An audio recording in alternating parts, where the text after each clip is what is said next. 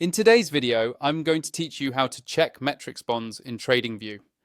Whether you're a seasoned investor or just getting into the world of bonds, this guide will help you navigate TradingView to effectively analyze bond metrics. Let's dive in and take a detailed look at each step. The first thing you need to do is head over to the TradingView website. It's a fantastic platform known for allowing users to track all markets with ease, including the metrics for bonds. Once you're on the home page, you'll want to click on Supercharts. This is where TradingView really shines, offering detailed charts that give powerful insights. With Supercharts open, it's time to choose the symbol you're interested in. The symbol is essentially a shorthand or a ticker for the specific market data you want to analyze.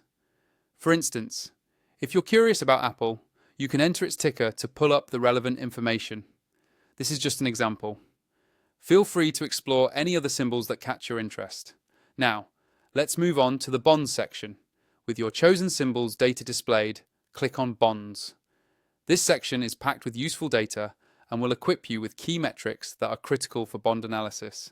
Next, take a moment to examine the yield to maturity percentage overview. This data tells you the total return anticipated on a bond if it's held until it matures. It's an important metric because it considers the bond's current market price, its coupon income, and any capital gains or losses you may experience. Adjacent to the yield, you can check the volume overview.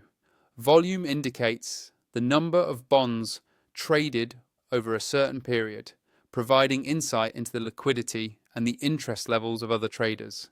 Equally important is the price percentage overview.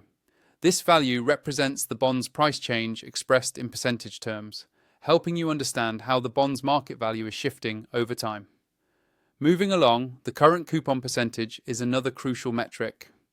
It indicates the annual coupon payments made by the bond relative to its face value, giving insights into the bond's income potential. Don't forget to review the maturity date overview.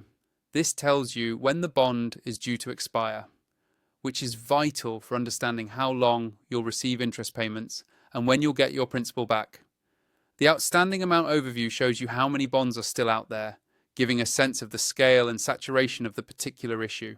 Further, you can look at the face value overview, which denotes the amount the issuer agrees to pay back at maturity, shedding light on the bond's fundamental worth.